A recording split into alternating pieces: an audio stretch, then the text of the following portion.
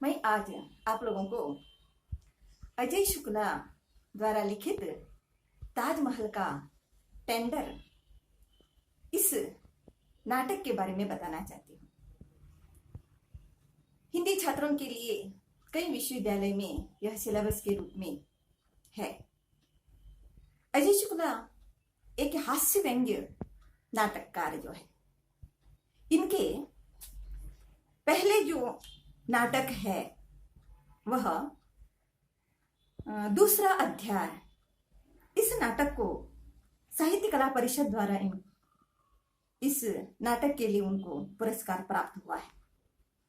इनके दूसरा नाटक ताजमहल का टेंडर, इसको मोहन राकेश सम्मान से सम्मानित किया गया है। और इस नाटक के बाद ताजमहल का उद्घाटन, यह भी नाटक उनकी हुई है और यह हम ताजमहल टेंडर के दूसरा भाग इसको हम कह सकते हैं।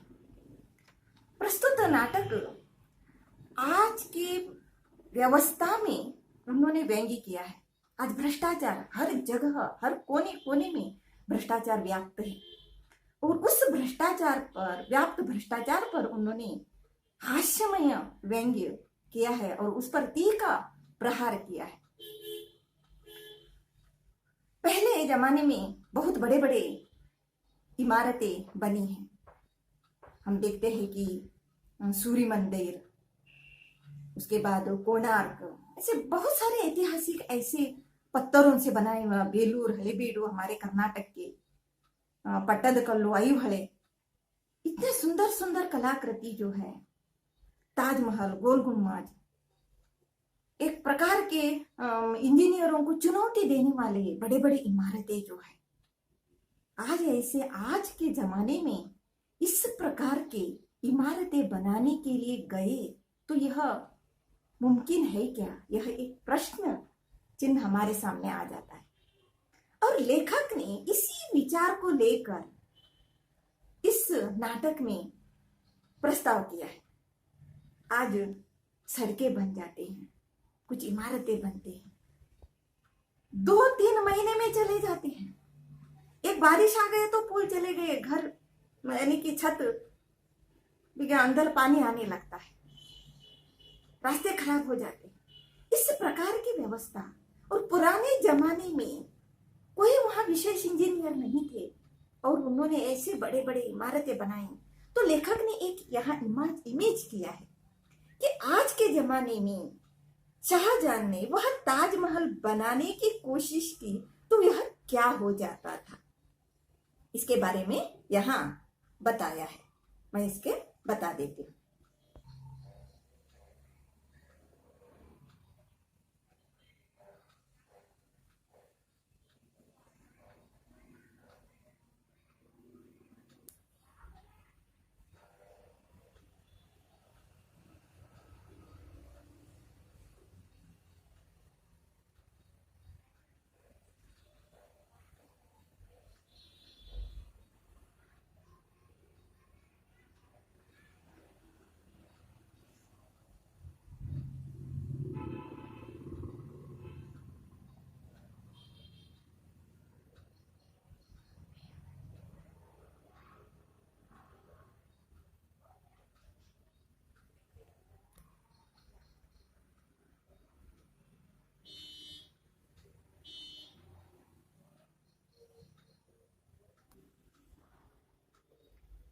इस नाटक में शाहजहां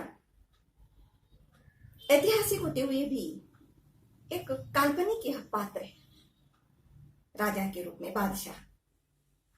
और सुधीर गुप्ता और ठेकेदार, ये सभी कई सारे पात्र आ जाते हैं एक वर्तमान के यथार्थ पात्र जो है। अब हमें एक विषय यहाँ पेचीदा में डालते हैं कि यह नाटक ऐतिहासिक धरातल पर, यानी कि शाहजहां को लिया है ताजमहल बनाने का टेंडर बुलाने की विषय जो है, और कर्मचारी के रूप में, सरकारी कर्मचारी के रूप में यहाँ सुधीर गुप्ता जी और ठेकेदार, इनके बारे में यहाँ विषय आता है। यहाँ शाहजहां अपनी प्रिय पत्नी मुमताज के नाम पर एक ऐसा इमारत बनाना चाहता है जो न इतिहास में था और न वर्तमान में और न भविष्य में होना चाहिए। इस प्रकार के विचार को लेकर एक सर्वदा ताजा रहे वह ताजमहल बनाना चाहता है, वह उसके ख्वाब है। और उस विचार को लेकर वह क्या करता है, यानी कि आदेश दे देता है। अब दरबार में बुलाया, प्रशासन के रूप में कर्मचारी जो है सरकारी इंजीनियर, वहां गुप्ता जी को बुलाया और वह जिम्मेदारी गुप्ता जी को उन्होंने दे दिया। और उन्होंने आदेश जारी की, बादशाह है, उन्होंने आदेश जारी की 7 दिन के अंतर्गत ताजमहल का नक्शा होना चाहिए और 8वें दिन में ताजमहल का काम शुरू होना चाहिए। इस प्रकार उन्होंने आदेश किया। अब गुप्ता जी अपने सहमित्र जो है उसके पीए सुधीर और उसके सहयोगी ठेकेदार, इनको बुलाते हैं। और बुलाने के बाद वह प्रस्ताव उनके सामने रखता है कि बादशाह ने 7 दिन के अंतर्गत वह ताजमहल का टेंडर बुलाने का या नक्शा करने की वह बात बताई है और 8वें दिन काम शुरू होनी चाहिए। अब ये तो प्रस्ताव हो गया, अब ताजमहल बनाने के लिए टेंडर तो बुलाना है और यही नाटक का शीर्षक है, ताजमहल का टेंडर। ये ताजमहल बनाने के लिए ये टेंडर बुलाया जाता है क्या, या कितने साल इसको लग गए? इस ताजमहल के टेंडर बुलाने के नाम पर गुप्ता जी या उसके ठेकेदार या उसके पी, इन तीनों ने इस विषय को खींच कर कहां तक उस विषय को उन्होंने ले लिया और उस विषय को कहां तक उन्होंने खींच कर उसको बढ़ाया और ताजमहल के टेंडर बुलाने के नाम पर कितने सारे वहां घटनाएं हो गई, कितने लोग उसमें शामिल हो गए और उसका फायदा कितने लोगों को मिल गए, यह एक प्रश्न खड़ा करता है। और अंत में हमें विचार के लिए लेखक छोड़ देते हैं कि ताजमहल बन गया है क्या, ताजमहल बनने का छोड़ दीजिए, ताजमहल का टेंडर बुलाया गया है क्या। अब टेंडर तो बुलाना था, ऐसे ही 5, 10, 15, 20, 25 साल गुजर जाते हैं और जो ताजमहल बनाने के ख्वाब देखने वाले बादशाह, ताजमहल तो छोड़ दीजिए लेकिन वह टेंडर देख सके हैं क्या, ताजमहल बनाने के टेंडर उन्होंने वो देख पाए हैं क्या, या उनके जो स्वप्न जो है वह साकार हो चुका है क्या, यह यहाँ प्रश्न खड़ा हो जाता है। इतना ही नहीं है, ताजमहल बनाने के लिए एक कारपोरेशन की स्थापित हो जाती है और कारपोरेशन यह कई लोगों को जीवन उद्योग बनाने का एक आस्पद बन जाता है। तो उस उद्योग बनाने का जैसे एक मूल बन गया है वह कारपोरेशन, तो इससे कितने लोगों को उद्योग मिल गए या उससे फायदा लेने वाले कितने लोग जो है, तो इसके बारे में बताया है। इतना ही नहीं, यहाँ और एक बताया है कि ताजमहल बनाने के निमित्त कई सारी घटनाएं हो जाती हैं और यहाँ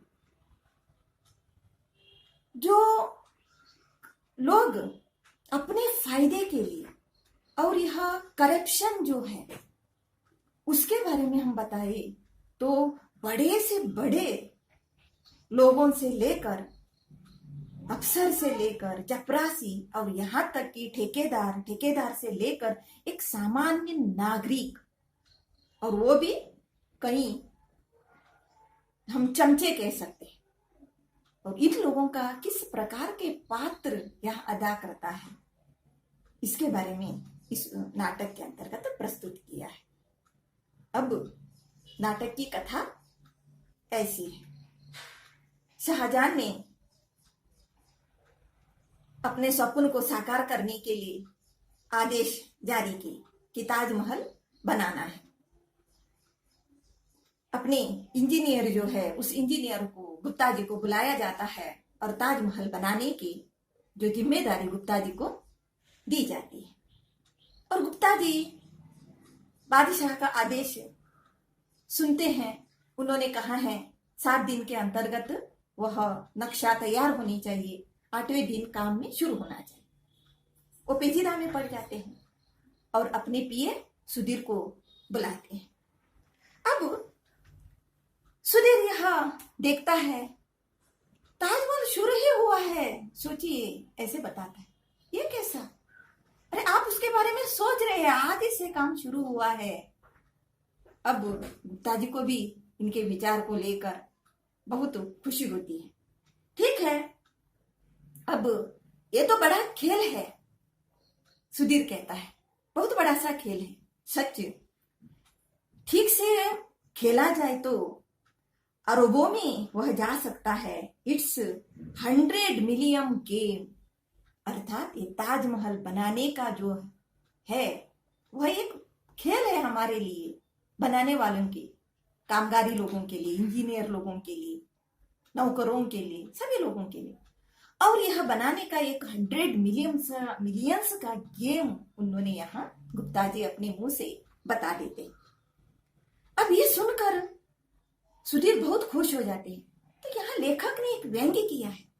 इन्होंने यहाँ भी यह कहा है कि उसकी खुशी को देखकर वह बता देता है कि एक गवर्नमेंट सर्वेंट को यूं हंसना शोभा नहीं देता, क्योंकि लोग यह भाप लेंगे कि ये लोग बहुत मजे में हैं। इससे सरकार की काफी बदनामी हो सकती है। अर्थात पर्दे के पीछे और पर्दे के बाहर कुछ अलग है। इस प्रकार यहाँ लेखक बताना चाहते हैं, ताकि भ्रष्टाचार सर्वव्यापी है, हर कोने कोने में फैला हुआ है, और यह भ्रष्टाचार मुक्त होने के लिए कितने लाख कोशिश किए तो भी वह हो सकता है क्या, यहाँ एक प्रश्न अंत में इस नाटक के अंतर्गत आ जाता है। अब सुधीर इस बातों को सुनकर बता देता है कि यह तो हमारे लिए बहुत अच्छे विचार जो है, क्योंकि ऐसे जब सरकारी टेंडर बुलाया जाता है तो हमारा लक भाग्य खुल जाता है, जैसे कि हमारे जेब भी गर्म हो जाती है, क्योंकि कई दिन हो गए कुछ काम नहीं था। अब ये सोचिए कि अच्छा सुंदर काम आ गया है। इसके पहले लाल किला का एक्सटेंशन हमें मिला था, ज्यादा से ज्यादा यानी कि 10 लाख का वह काम हो सकता था, 10 लाख में, लेकिन हमने खींचते से 6 करोड़ों में उसको समाप्त कर दिया।